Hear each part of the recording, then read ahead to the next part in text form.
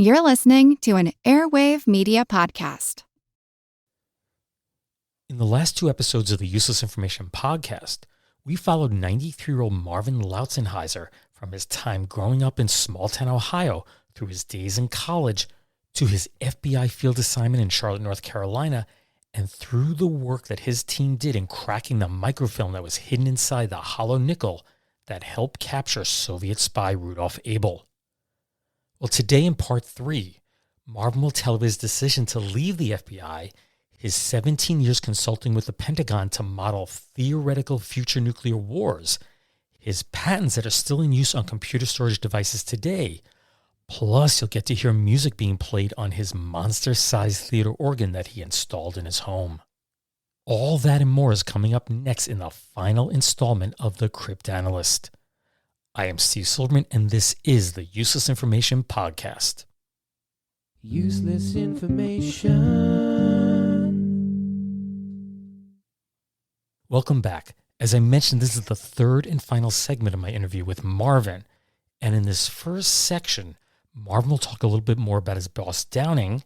Then he'll comment a bit more on the nickel case.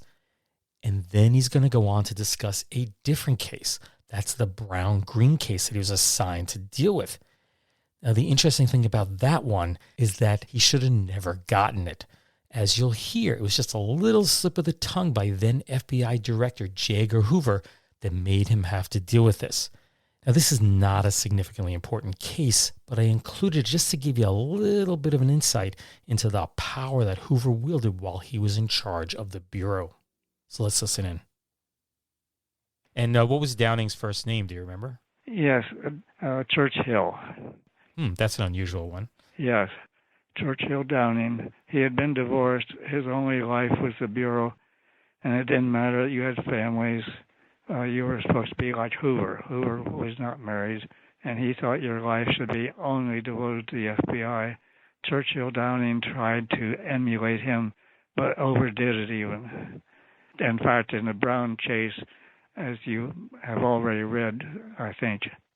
Well, I've read it, but of course people who'll be listening have no clue about it. So why don't you just start from the beginning on how that came about, right? It had to do with going into Hoover, not you going into Hoover's office, but Downing doing that, right? Yes. The going into my Hoover office was totally related to the taking tours. Once I became an agent, I would never go to his office again unless there was some special thing, which I think only happened once or twice. But anyway, Downing was on his own on this. When I came back as an agent, his attitude towards me changed. He'd been pretty good to me, difficult, but pretty good to me while I was doing the cryptanalysis studies and up through the time I got to the Agents Academy. I didn't have a lot to do with him. I dealt with Newfer most of the time. Woody Newfer was the old agent that I worked for through my classes, my studies, and so on. He had a fantastic history. He had been in Spain during World War II, and he broke into the German embassy there, copied their code books, printed them on their printer, and left them placed with a printout of their code book. He had nerves of steel. And one of the nicest persons in the world. His family and my family got to be close friends, and even through all my trouble with Downing, we still remain close friends. But anyway, I didn't have a lot of close contact with Downing until I was an agent, and then I worked directly for him. And the nickel case came maybe within the first week or two. Older agents had already worked on that at the time it was given to me, but they never told me their deductions. I didn't realize enough to just go say, why didn't you tell me this? But I started at the beginning, all my tests, but now I could run them on the computer, which they didn't have before. When I got there, it was right after the computer was installed. So they didn't have any help like that. It was all by hand. So we thought maybe with the help of the computer, I might do something. And I did everything over again that they had done by hand and everything I could dream of. Well, I would think at night, I'd go to bed thinking, what did I not do yet on this thing? I was so determined I was going to break it. But of course, everything that was given to me, I was determined I'm going to break this. Sometimes he did and sometimes he didn't, but that was my attitude about it. So let's talk about the Brown-Green case. Just try and describe what happened, how Downing got involved, and then basically set you up and what you did about it. Well, I don't know how Downing got it because he shouldn't have. It was an investigative problem. We had a Bureau investigative section, and they were the ones that administered all the fields. They covered all the fields offices and how they did things and everything. And here comes along something that was definitely one of their problems. And here I am several degrees away in a cryptanalysis section being given this to come up and make up for Hoover's just slip of tongue. It was nothing more than that. So what did Hoover do? Why don't you explain that? He just, at the end of their weekly meetings on a Friday, he had a staff meeting with the assistant directors every Friday morning. And this Friday he was leaving to go out, I think, to some of the field offices over the weekend or maybe just vacation. But anyway, he wanted to get away early. So they finished everything else, and they were all holding their breath about this because it was national headlines. And he said, well, what's going on with the Green case? And they were all stunned because they expected him to say what's going on with the Brown case. Of all the people in the world, they were the closest to him, assistant directors, and they would not say, don't you mean the Brown case? And what exactly was going on in the Brown case that they were concerned about it? Well, within the last week or two or three of the time of this happened, there was a fugitive named Brown. I don't know if he was on no 10 most wanted, but he was way up on the need to catch. And so he was very upset. You do not arrest the wrong person. You just don't do that. The FBI always gets them right. So in other words, they arrested the wrong Brown. They arrested the wrong person. It wasn't even Brown. Well, yes, it was Brown, but it wasn't the same first name. It was the same model of car, except it was a 2-door instead of a 4-door. But the same color, same year, everything. And his driver's license didn't match. So they should have known. But, there was so much that it was in favor of him being the right guy. They figured he could have changed his driver's license or something. But anyway, they arrested him. And then it came out that, of course, he was not the right person. And it hit the newspapers, the FBI arrested the wrong person in some kind of, I guess he was already famous or something. But some of that's guesswork. I don't know why he was so important. But he was. And they arrested the wrong guy, and Hoover was very much upset about it. And so they were waiting for his wrath when that meeting was getting down to the end. And to their surprise, he says, what's happening in the Green case? None of the assistant directors would say, don't you mean Brown? Don't you think one of them should have been brave enough to say, don't you mean that? Well, anyway, because of that, the investigative people said they were in deep trouble already. They didn't want to go any deeper. And so I guess, I have to guess from how it got to Downing, but Downing, I think, volunteered that he would take care of it. And of course, the investigations were so happy to get it off their hands because they knew whatever was written was going to be wrong. He would wonder, what are you putting this stuff on my desk for? But anyway, I got off. I worried the whole weekend. Well, the whole weekend I was working. I worried through the night, got into work, and I was waiting for the hammer to come down. What happened? Why did you do this? And I got off the hook because he just looked at the name on the thing. He said, oh, I meant Brown case, and didn't read all my gobbledygook.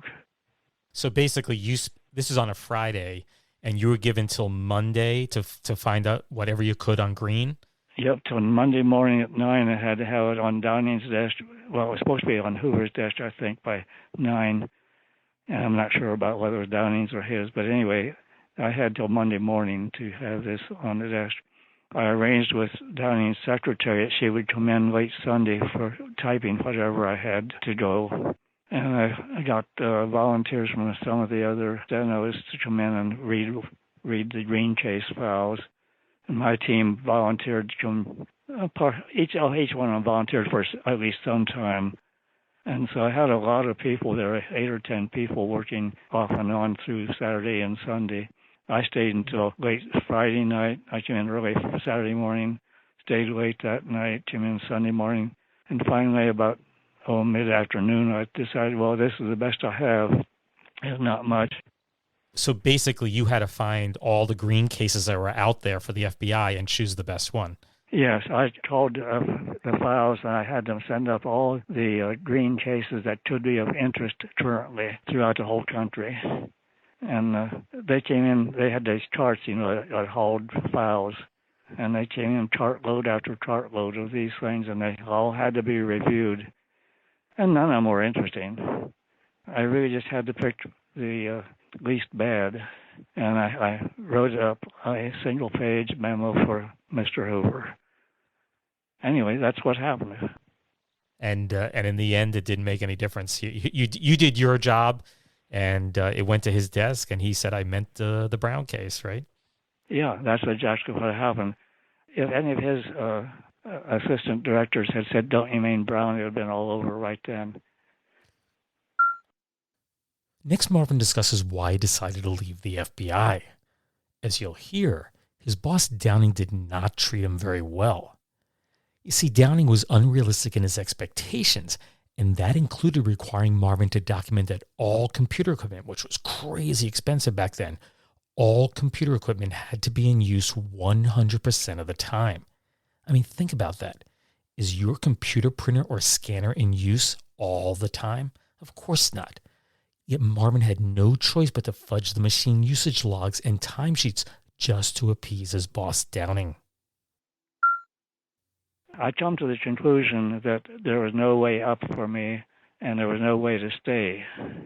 And why is that? Well, because Downing was not going to let me work. He was going to just keep bothering me.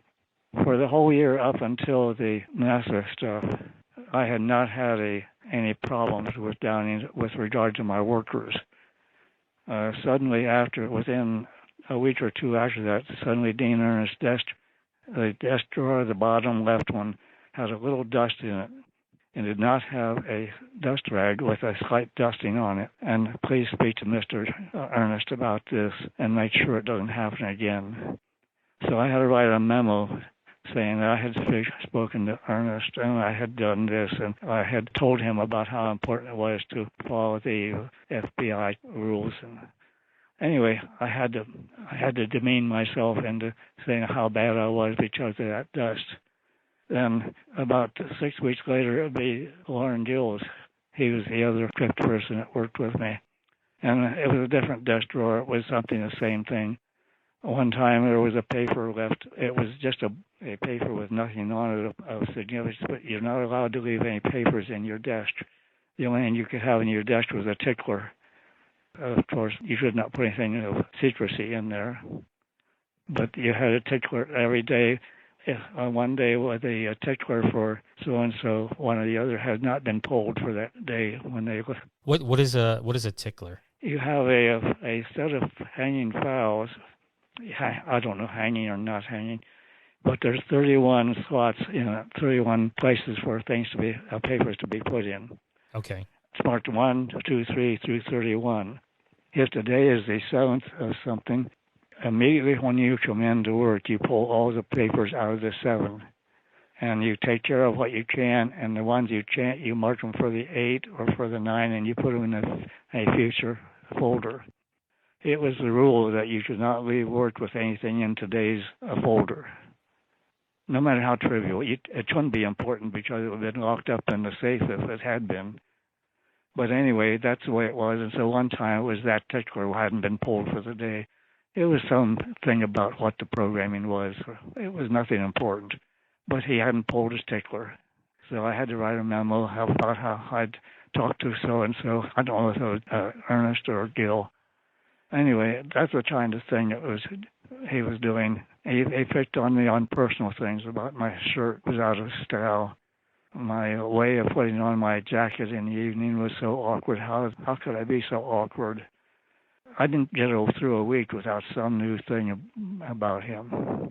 And these are all tiny little things, right? Yeah, they're just little irksome things.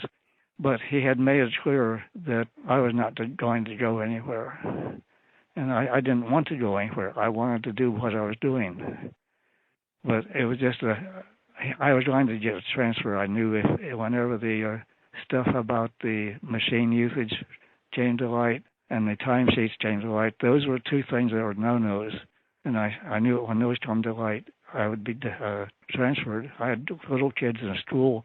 I didn't want to go to a place like New York or Chicago or someplace. Incidentally, I skipped forward and out of the Bureau for about a year, and one of my friends there called me and said, "Do you know what happened?" I said, "No." He said, "The inspectors came in, and the guy that took over for me is now in Chicago on the field. He's no longer a supervisor." So I felt that was coming for me. That sooner or later there'd be a snap inspection, and I'd be criticized severely for that, and I'd be out in the field. I didn't mind going to the field, but I didn't want to go to Chicago or something. I'd have been happy to go back to Charlotte. Next, Marvin discusses leaving the FBI and going to work for a company named Tech Ops, which is short for Technical Operations. They were designing a program to simulate various nuclear war situations, which was an incredibly complex thing to do back in the late 1950s. Now, as you listen to this section, once again envision how primitive computers were at this time.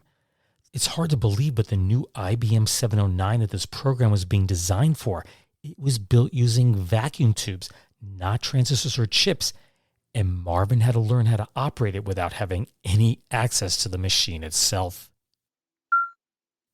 I left in December of 58, but I had leave that took me over into January. So I always say I left at the end of December.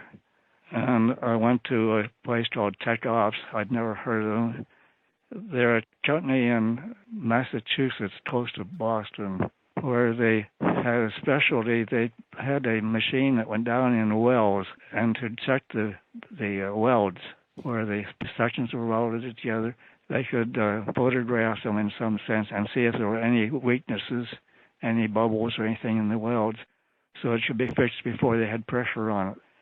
And somehow they had weaseled a contract for a lot of money to set up an office in Washington to do an operation on the computer to simulate the war, the nuclear war. And it had been thought up by Rand Corporation. You must have heard of them. Sure. They had thought it up, but they didn't want to build it. They gave that over to this division that was set up in Washington. And I was not thrilled, actually, by going to that. That didn't sound like very interesting to me. Turns out it was more interesting than I could imagine. But anyway, I went there as a programmer, and I got a good raise. And I went in. They had about 30 people there. Most of them not too much older than I was on their teams. Anyway, I got there and I was given a desk. There were several people with dividers, and I was getting a program and some flowcharts. Well, I guess I hadn't reached programs yet quite, but there were flowcharts, and I was to check those to see if they would work. Anyway, they gave me what somebody else had written up as the flowcharts that would be programmed to do this, and it didn't make any sense to me at all. But I kept studying them, and I found out they had built a special operating system. You know, we didn't have decent operating systems then. We were working on the 709, which actually didn't exist yet for us. The Air Force hadn't gotten theirs installed yet. But we were going to work on a 709, and we were to build this simulation of strategic nuclear warfare. As you just go in and obliterate everything. And so I was reading through this of what somebody else had said would do the job. Well, first, the fact that they had their proprietary operating system meant that nothing else ever existed to tell you about it. And they had built it specially to do this job, and they had built it on the basis of running with tables for the data. We had tables for the fuel usage, and that meant at a certain altitude and a certain speed you're using so much, and you can go so far on this many gallons of fuel. There would be another one for the radiation, what happened on the ground when the nuclear bomb went off.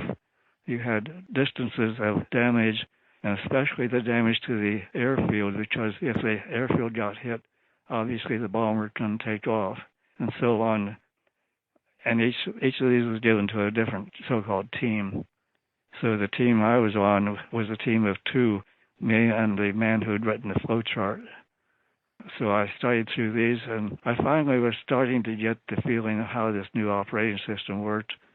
I finally had just about mastered that, and the boss told me, and I thought, I'm not doing very well.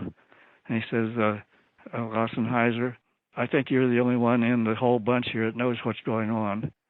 And he says, I want you to take on some more here, and I want you to just get on with the bombers as fast as you can.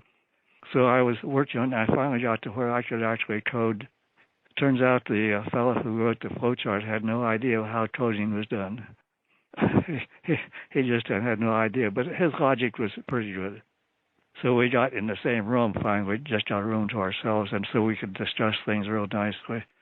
And after a week or two or three, I said, John, do you mind if I redo some of your logic here to make it fit the program and so on? He says, sure, go ahead. So we would discuss the changes. So anyway, about 2 or 3 months after I was there, one Friday they came in and they handed me a book. It was a 709 operating system book. And they said, here, they got the new machine in at the Air Force in the Pentagon. Monday morning, you go over there and go down to that computer and you run it. They don't have anybody in the Air Force who can run the 709. I said, but wait a minute. They said, you've run the 650. I said, yeah, but it was a biclinary machine, and this is a pure binary machine. And besides, this has tape drives. We never had tape. They said, you're the most qualified here, and they told us we can use that machine if we can run it. You just go over there Monday morning. So I studied the machine at the book all day, all weekend, and I went over there Monday morning until I knew what I was doing. And here was about 5 Air Force men milling around. What do we do? What do we do next? I had taken the operating system cards with me, and I said, here, put those in the card reader. And I went to the console, and sure enough, I got the console to start up, and I read the cards, and the operating system was up, waiting for programs. So I spent the first 2 weeks. I ran their machine for them, and they finally got somebody qualified. I guess he was at school during that time. And I went in and they said, no, you don't run the machine anymore. We run it.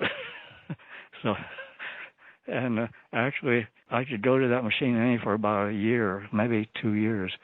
I still went in, and when I got there, they'd let me run the machine. I got there one day, and they said, you aren't qualified to see the machine. So they had decided it was too classified for me. And so I didn't go, but I knew the operators because I'd been working with them.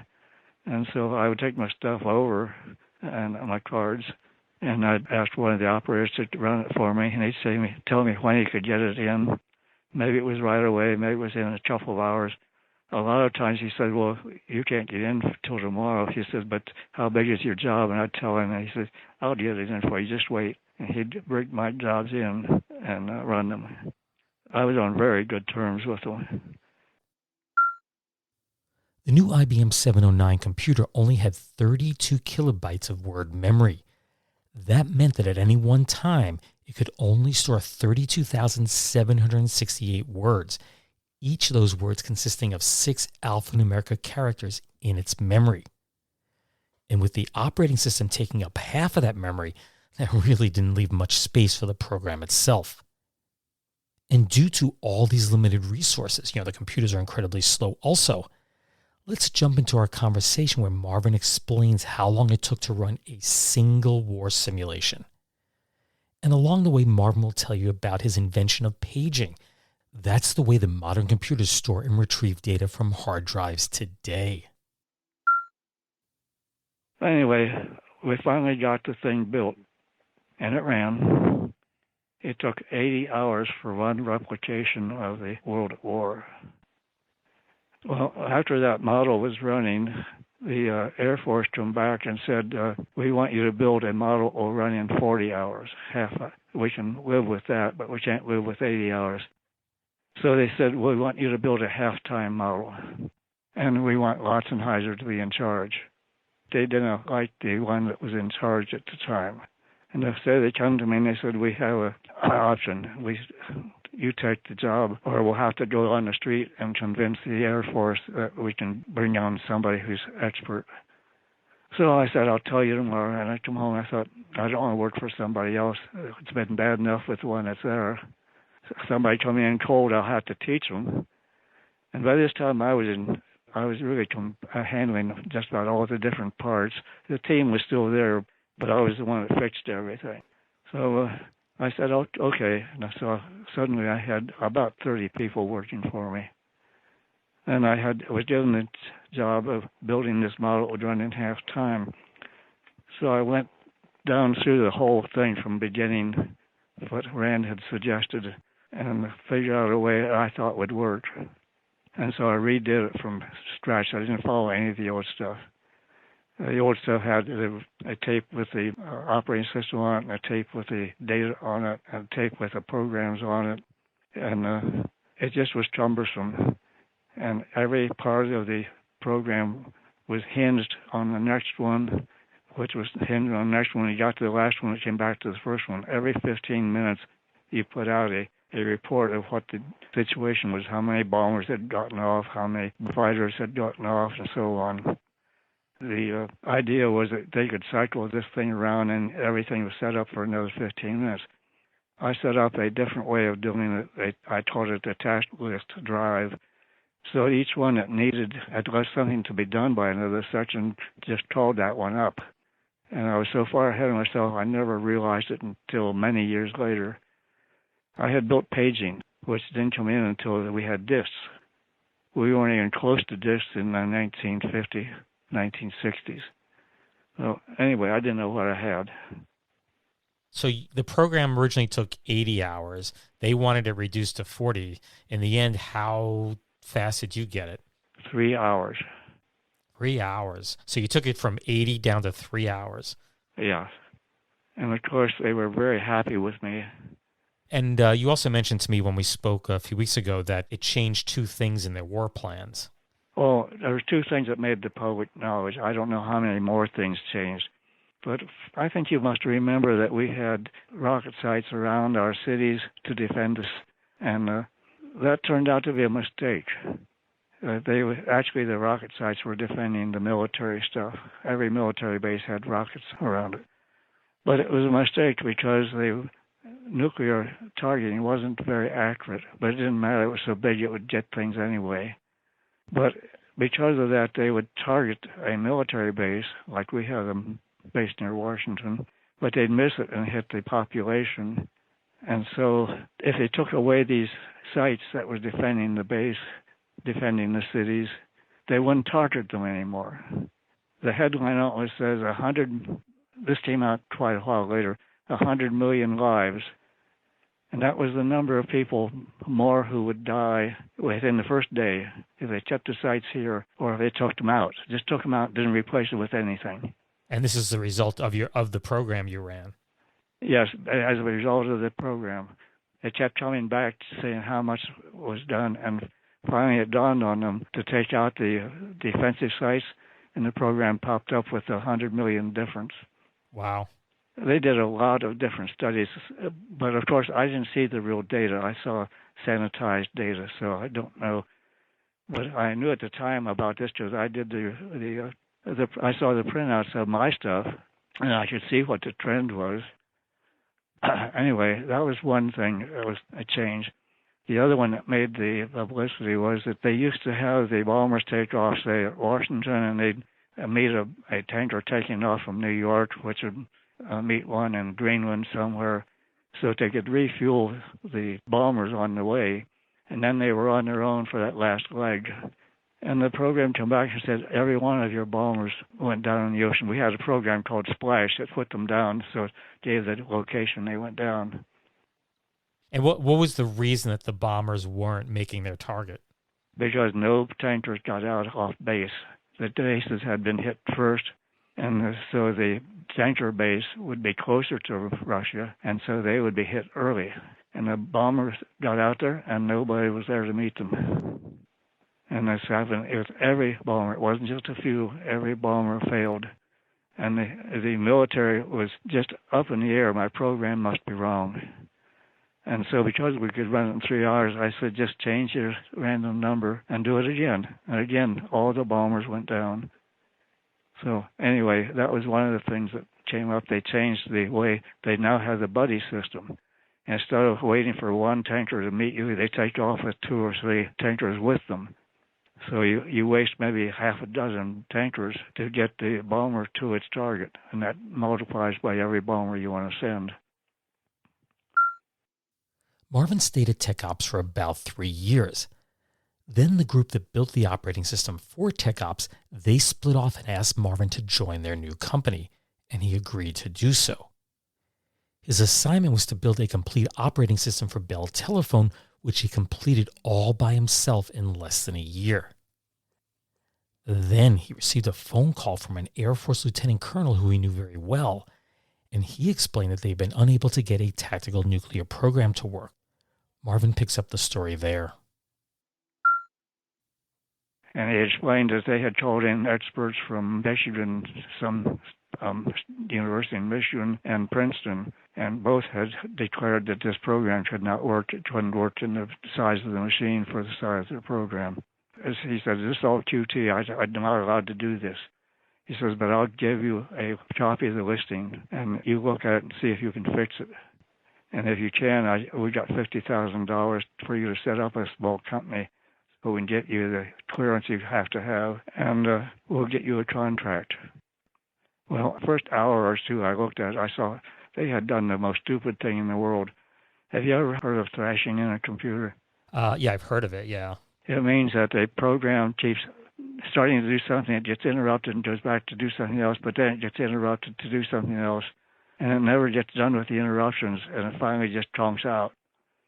Well, that's about what was happening here. They had it thrashing. I don't know why the people from the so-called experts wouldn't have realized this. It took me about a week to fix it and test it. And so at this point, since you were successful at this, you went off and founded your own company. Is that correct? Well, they asked me to. And Chauncey Seafelt from the FBI, coincidentally, had run into things there, and he did not want to stay there. So he came out at the same time that they were asking me. He says, why don't we set up a company? And coincidentally, it was right at the time they were saying, why don't you set up a company? So we did, a 2-man company. Actually, we got a secretary, so it made three people. We rented a small space in an office near where I live in Springfield, and we were off and running. Not very well. We were limping because the $50,000 didn't go very far. Even then, it was a lot of money. But when you have office rent and so on, it was going to run us maybe a year. And his job, Chauncey's job, was to go out and find other work, which he couldn't. After that went out, we got a new contract for doing some more work for them, and then another one. Each year we got a new contract, just scarcely enough to keep us running. Well, after 3 or 4 years, another company came along and offered to buy Marvin and Chauncey out, and they agreed. Now, they still did what they wanted to do, but now new work was being sent their way. And in the meantime, the Joint Chiefs of Staff took over the modeling stuff from the Air Force. When the Joint Chiefs of Staff took over, then I had to go to meet them, and we'd have 20 or so generals and bird colonels in the room, all of them asking me questions at the same time. Can you do this? How do you do that? Why does this work? And those, by definition, aren't necessarily very polite people. I just say that as an observation.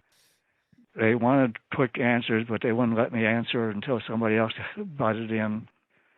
So this went on until 1972, I think. In the early 70s. Eventually, I dropped the military, and maybe they dropped me. It was mutual anyway. I had run through my time. Marvin may no longer been working with the Pentagon to design programs to evaluate war plans, but he still had plenty of work to do. His focus turned to smaller contracts that the company who bought him out was sending his way. And these were all service bureau type jobs, basically data processing services. So let's listen in. And the Service Bureau portion was specializing in labels for charities and nonprofits. Anybody who needed a lot of mailing labels would come to them with a mailing list. They'd punch it up and run it through their program. But their program was less than decent. It was awful. So I wrote a new program for doing the labels. In the process of doing that, I discovered that this is not the way to do it. I'll build a program that keeps you from building programs.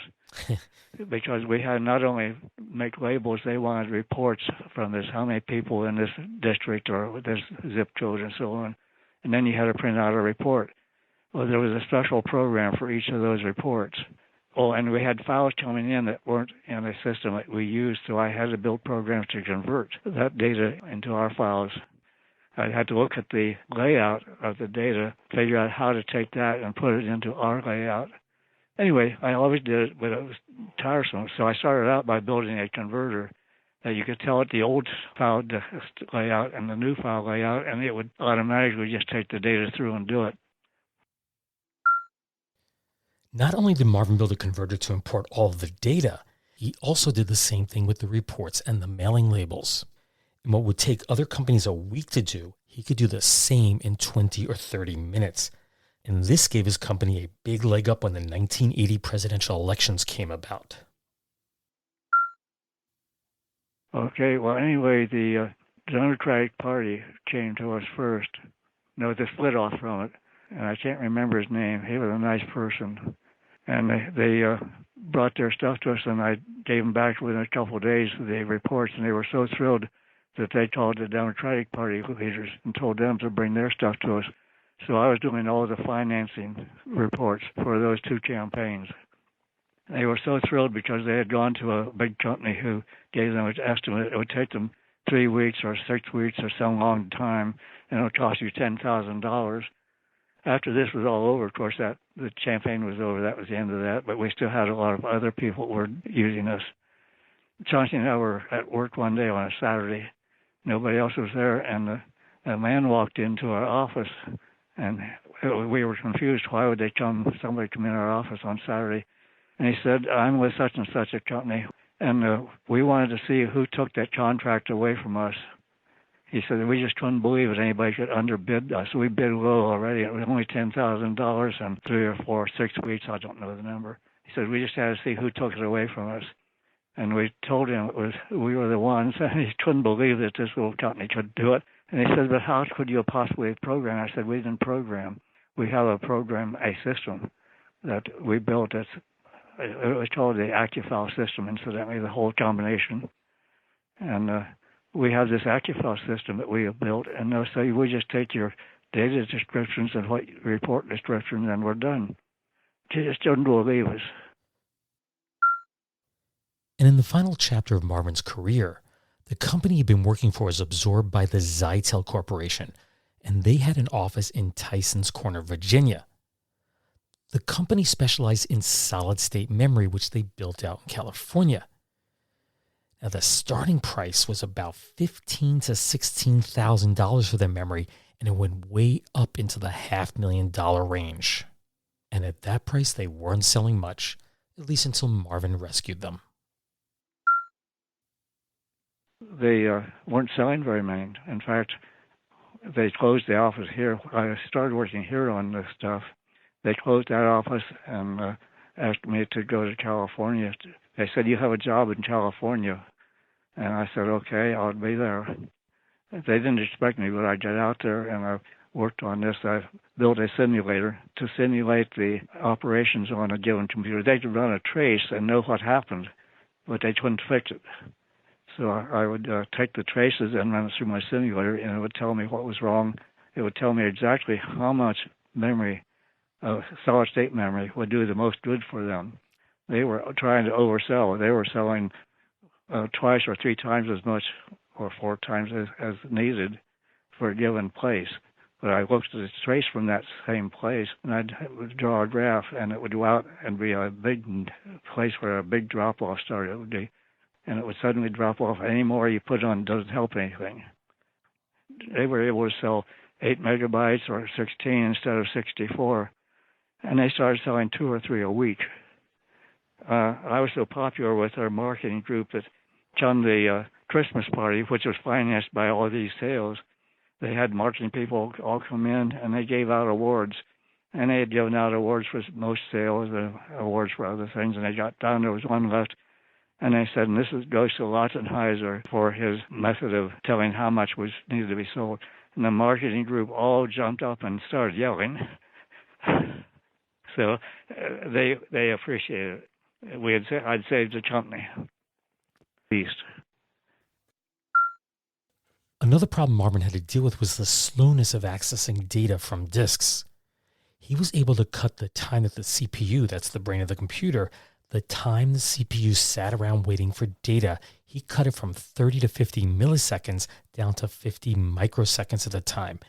And for his work, he was awarded 5 U.S. patents. Amazingly, his creation is still in use today. It's used in your computer right now. And as you're about to hear, Zeitel sat on the idea for 2 years. So they were getting responses in 50 milliseconds. So I would be sending back data within 50 microseconds. I showed them how, and they said, "Oh, it'll eat our lunch." Of course it will, because somebody else is going to eat it if you don't. Tech stuff goes fast.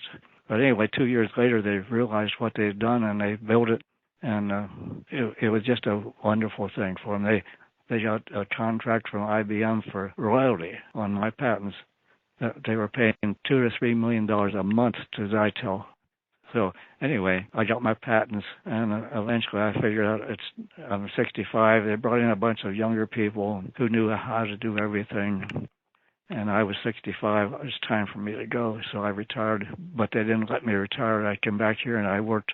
I got another patent just on the stuff I worked on when I come back, except they didn't pay the final fee. They went broke. So that was when the IBM money ran out, and they'd spent up all the surplus they'd built up. And it's because they did not test their stuff. The programmers just refused to test. I used to say 5% of your time is writing, and 95% is everything else it takes. Writing code is 5%. That's the dessert on the meal. And now we're going to totally change the topic from work to play. You see, Marvin once owned a giant theater organ. It was so large that he had to build an extension onto his house, and it was nearly identical in size to the original house itself. So this is a massive theater organ. It came out of a real theater, right? Oh, yes, it came out of a 3,500-seat theater. And where was it located? It was in New York City, actually in Queens. Mm-hmm. Triborough Theater was the name of it, Triboroughh. Mm-hmm. They had built a Triborough Bridge, and Lowe's thought that because of that bridge, people would flock out to this new theater, which was right near the end of the bridge. Sure. The people never came, so the theater didn't do well. By the time I got this organ, there was a contact I had in New York City who was deep into finding organs in theaters that were going to be destroyed or weren't used. And he found this one for me. He got quite a fee for his finders, but I didn't care. I paid him $3,700, and I don't know what he gave the theaters. He may have gotten it for free for all I know. And what year was this? It was 62, I think. Okay. Yes, it was 62. My nephew and I went up. We made 8 trips to New York City. Wow. He had a pickup truck and a trailer that we used to go up. And the trailer was full every time except once we didn't take it. When we got to console, we only took the truck itself. The union in New York is pretty strong. I could not move the console out of the theater. I was able to take the pipes out and all the mechanism, but when I changed to take the console out, the console and the orchestra had been on elevators, separate elevators, and they had run those down some years ago and put in steel beams over top of them and put floors in so it could crowd in a few more seats that were going to be empty anyway. So anyway, I had to go down in the basement of the theater, crawl through a little door, and there sat the console on its elevator. They had piled junk on top of it. So I took all the junk out that was there, and the labor union came in with a crew to chop out the floor ahead above it, and we could bring the elevator up, and they took it out. There were 6 of them came, and they took it up the aisle and out to our truck and put it on the truck for us for a fee. Anyway, the organ had 2 chambers, one on each side of the front for the pipes. One would be way up on the left side and the other way up on the right side. And they had shutters in front of them that rotated to let the sound out softer or louder. So anyway, after I had bought the thing, I had 6 weeks to get out of the theater. We had pipes all through the house in the basement. I had dug a basement under the house, and I just finished that basement, and I bought the pipe organ, so I set them up down there. The shorter pipes could set up in the chest, so I set that up down, and the bigger pipes had to go everywhere else. The garage was full, except the one end of the garage is where we put the console. There was no building for it at this point. So let me ask you a question. So how did you get an interest in this? Oh, I was always interested. I got in the Theater Organ Society in 1958. I guess I should go clear back to when I was a kid. When I was about 8 years old, 9, my brother lived in Canton, Ohio, and I went to visit him and stayed for a week, and he took me to this big theater in Canton, Ohio. And the movie was interesting. It was a Joey Brown movie. It was a comedy.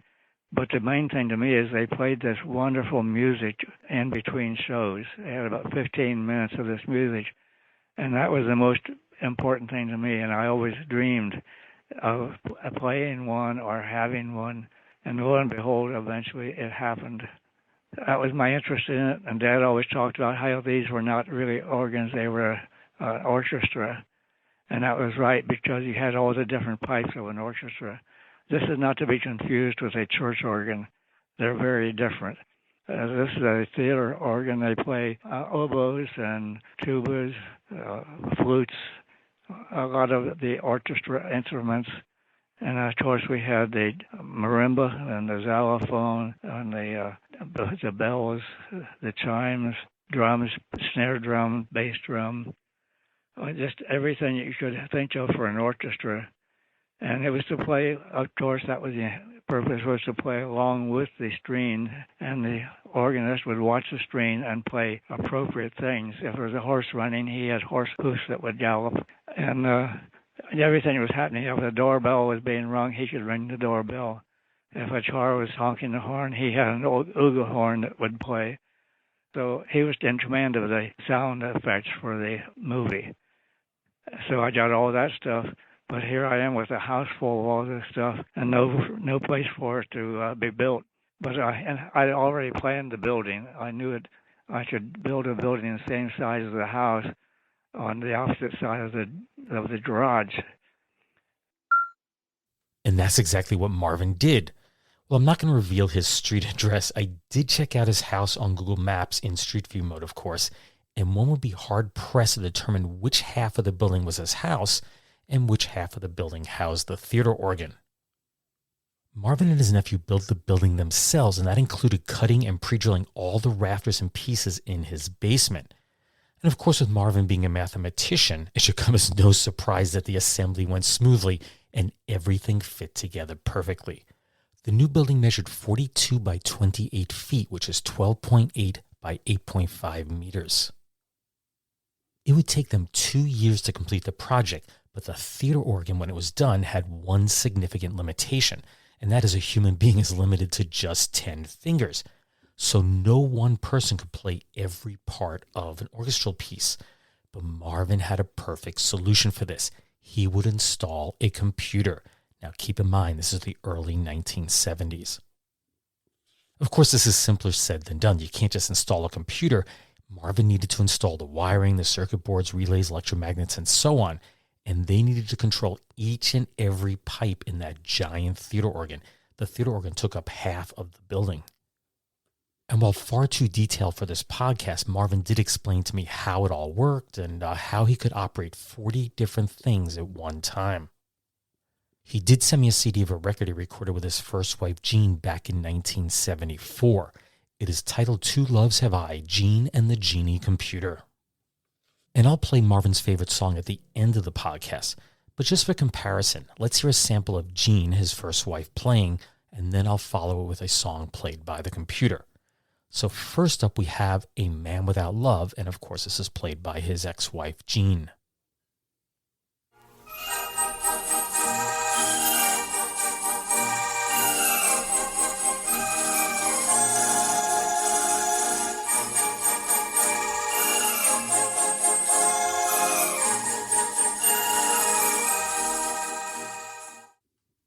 And next up, we have a sampling of 76 trombones, which is played by Jeannie, the computer.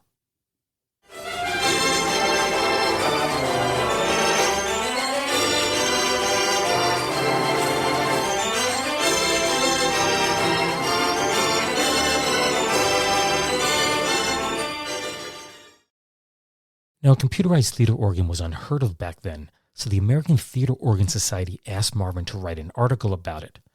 Simply titled Genie, the article appeared in the October 1972 publication of their journal Theater Organ. So I asked Marvin if anyone had ever computerized a theater organ prior to him doing so. No, I don't think there was anybody else. So you were the first.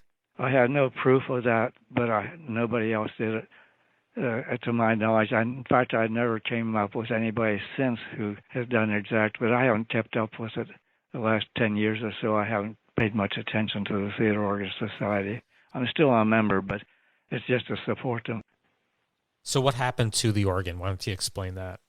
Well, now you come to one of my biggest disappointments in the world. When we had this organ here, we had kids come in and playing it, and grown-ups coming and playing it.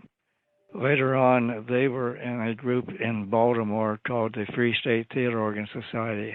And they had an agreement with an auditorium where they had a workshop and the use of the auditorium for programs, and they were allowed to install an organ there.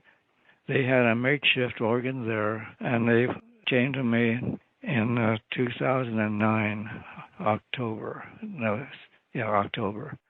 And they said, we'd like to put your organ in this auditorium. Well, these are the people I had known from the times they were kids. And I thought, well, I can't take care of it much longer. And it's friends. It'll be in a nice auditorium. I'd heard the makeshift organ there. It was okay, but it wasn't really much of an organ. So they came up with an agreement that they would move it and had to be set up within 2 years so I could play it. At the time, I thought my days are getting numbered.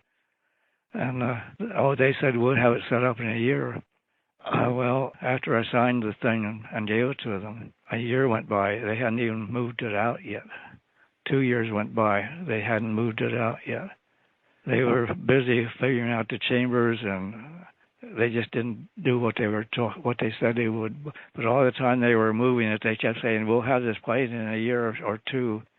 So time went on, and eventually it just sits up there in pieces. I found out they threw away the relays, which was a wonderful item of interest, but they threw them away. They were going to put in all solid-state stuff. They cut up the console into pieces, and they had promised they would take it out in one piece. But instead, they cut all the cables off with a hacksaw and had it taken out in little pieces. Keyboards were separate, pedals were separate, everything was gone. They couldn't have even reassembled it. So I haven't spoken to them in years, but the organ was destroyed.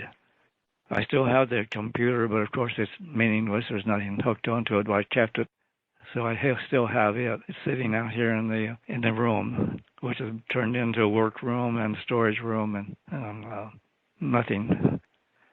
So anyway, that's the story of the organ, and it's one of my grievous things in my life that I regret every time I think about it. It is very sad. I mean, to make that promise and then do nothing. Do you think they lost interest, or do you think it was a money problem or a time problem? It was a combination of things. One is they were getting on in years, and by the time they actually got around to this, some of the men that were working on it were my age. They were not in better shape to do it than I was, but they had some people in their 40s and 50s, And I just fell for their story. I think they believed their story, but it just didn't happen. Yeah, they may have had good intentions, but they really didn't have the mechanism to see it through, you know? That's what happened. I should have advertised the organ with computer and saying if I should get somebody to take it. I would have taken any price as long as they were good. I actually gave it to this group, but I wanted somebody I could depend on. I thought, who can I trust better than these people that I've known all their lives? So that was one of the saddest things I've ever done in my life. Now, my original intention was to end the interview after discussing the theater organ, but honestly, I didn't want to end it on a down note. And we did talk for a bit after this, and I questioned Marvin as to how he met his second wife, Paula. And it's definitely far more upbeat than the loss of his beloved theater organ, and I figured that's a good place to bring his life story to a close. So let's listen to that. Now, how did the two of you meet? Well, after I got out of the FBI, I still had friends in the FBI, some pretty close. And one of them said, I had somebody, after my wife moved out and the divorce was finished, he said, I have somebody I want you to meet. And so he got tickets for a musical here in Washington. And he said, I'll make a date. She comes with you, and we'll go out to the musical, and we'll double date. I said, okay, because I knew at this time, or I thought at this time I was moving to California, so I told him I don't want to get serious with anybody. I'm moving away. And he says, well, come on anyway. I want you to meet her. So we met, and we hit it off pretty well. She had been divorced, and a bad divorce. I had a bad divorce. And so we went out. We had our little meal and went to the show. And I still had a month, I thought, before I moved. And so we dated. I'd dated somebody else, but it wasn't serious either. And I knew when I moved out was the end of that. So, I'll meet her too. So I went to meet her. We went out and had some dinners and whatever, get-togethers. And got kind of serious, but I told her I was moving, and I had to stop then. I'd be gone. Well, she called me out in California, and it became a ritual of, if not every night, every other night she called. And we sort of grew together by the phone. I went out in 1987, and she came out that summer. I got reservations in Yosemite for a week in a tent. Anyway, she came out and we traveled all over Yosemite, walked as much as we could. And the next year we were going to do it again, and she came out and just stayed. And we got married a little over a year later. We got married in 90, so I know how long I've been married because it was 90. So we've been married now 32 years. So Marvin, I just wanted to thank you so much for being on the podcast. It's really been a pleasure. Well, I can't tell you how much of a pleasure it is to me because all my relatives kept saying, get this recorded. Maybe I can stick them on this or this will help them. And I'm so pleased. I think for a kid, a farm kid in Ohio, I've had an interesting life. Yeah, I have to say that is true. So as a person, I would say that about myself anyway, but I think it's everything, the patents and the things I've been through, I think that it has some interesting points. So yeah, it's really been a pleasure, and I wish you the best. And the same to you. Thank you again. Bye. Bye. Well, I hope you enjoyed this 3-part interview with Marvin. I know that I certainly did, and it'll be an experience that I'll cherish for the rest of my life. Now, I mentioned this before in the first segment, but if you'd like to send a message to Marvin, just send it my way and I'll forward it on to him. My email address is steve@uselessinformation.org. You can use the contact form on my website, or you can send a message through Facebook's Messenger. I will post a script for this episode on my website, that's uselessinformation.org, and I'll also include some photos of Marvin throughout his lifetime. He sent me a book that he wrote in 2006. It's titled Marvin's World, The Early Years, How I Became Me. And in it, he discusses his family history. He generously gave a copy to every family member that attended a reunion at the time. I have to tell you, there were points in this book where I burst out laughing. His sense of humor, it really came through. I should also mention, if anyone would like a copy of the summary that Marvin sent to me of his involvement with the Hollow Nickel case, just let me know and I can forward that on to you.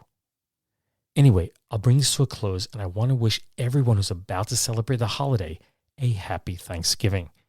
And as promised, I'll play Marvin's favorite track from his 1974 LP. It's the classic song, Fascination. Well, take care, everyone. Bye.